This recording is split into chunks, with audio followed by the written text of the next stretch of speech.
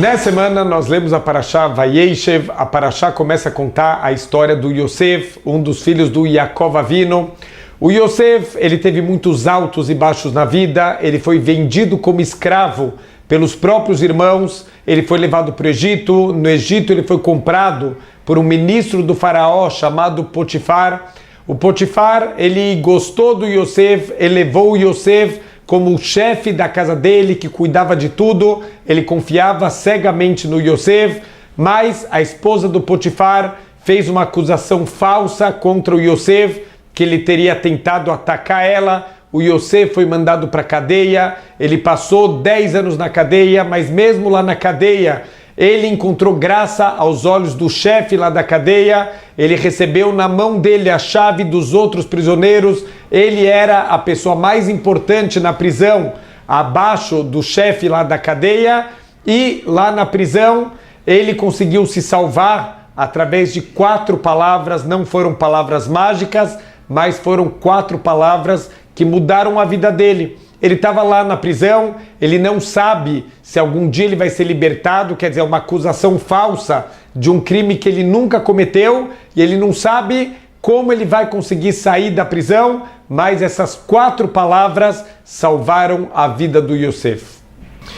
Quais foram essas 4 palavras e por que elas foram tão importantes? O Yosef, vamos tentar sentir o que era a vida do Yosef, vamos tentar sentir o que ele estava sentindo naquele momento. Imagina a sensação de injustiça, a sensação de ser vendido pelos próprios irmãos, de ser acusado, de estar lá na prisão sem nenhuma perspectiva de conseguir sair. Com certeza não faltam problemas na vida do Yosef. Normalmente, quando a gente tem problemas, quando a gente tem dificuldades, a gente está preocupado em resolver os nossos problemas e a gente acaba ficando cego em relação aos problemas dos outros. Quer dizer, a gente está tão focado em resolver o meu problema que eu acabo não pensando no problema das outras pessoas. Deveria também ter acontecido isso com o Yosef. Ele já tem suficientes problemas na vida dele, mas certo dia de manhã tem 2 outros prisioneiros que estão na mesma prisão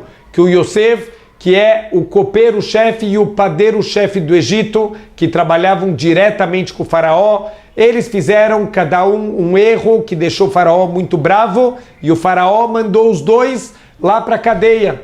O Yosef, certo dia de manhã, ele olha para a cara dos 2 e eles estão preocupados. Tem alguma coisa incomodando eles. De novo, o Yosef, ele está com os problemas dele, não tem que se preocupar com os problemas dos outros, mas mesmo assim, o Yosef pronuncia as 4 palavras mágicas. Madua pneihem raim ayom.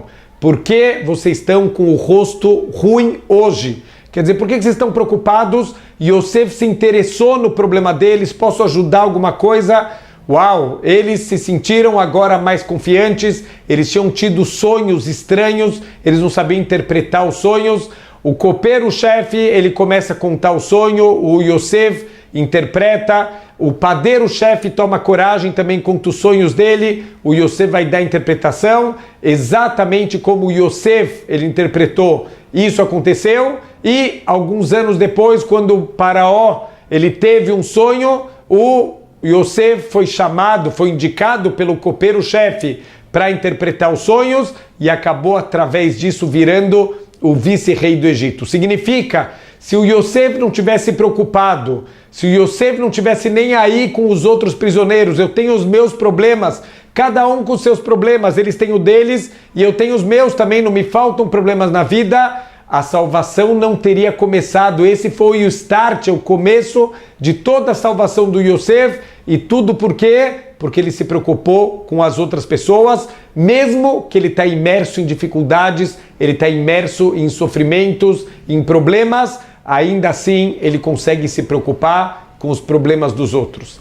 Uma história aconteceu há muitos anos com um rapaz na Inglaterra. Infelizmente ele começou a ter muitas dores de cabeça e ele foi diagnosticado que ele tem um tumor no cérebro não maligno, mas os médicos eles tentam fazer uma cirurgia, é um lugar muito delicado e eles não conseguem, a cirurgia não dá certo e infelizmente os médicos avisam, não tem mais o que fazer, é um lugar de difícil acesso infelizmente, a gente não pode te ajudar mais nada, as dores estão cada vez mais fortes, o tumor está evoluindo e não tem o que fazer.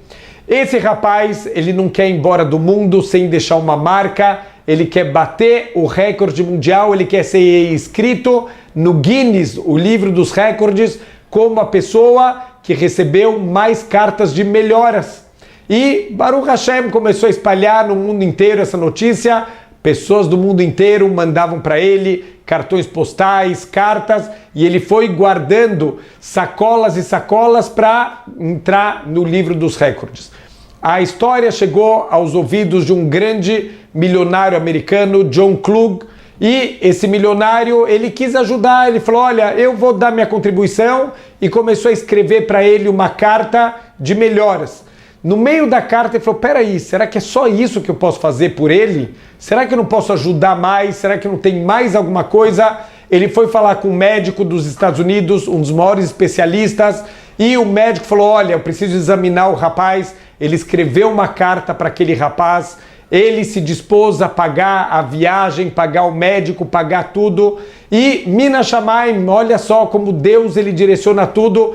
Óbvio que o rapaz não conseguia abrir todas as cartas, eram milhares e milhares, eram sacolas e sacolas cheias de cartas, mas aquela carta daquele milionário americano, a mãe abriu, ela viu a carta, ela começou a chorar, ela entrou em contato com aquele milionário americano, o menino viajou para os Estados Unidos, o maior especialista, ele examinou e foi falar lá com aquele milionário e falou, olha, realmente a situação é muito difícil, as chances são muito pequenas.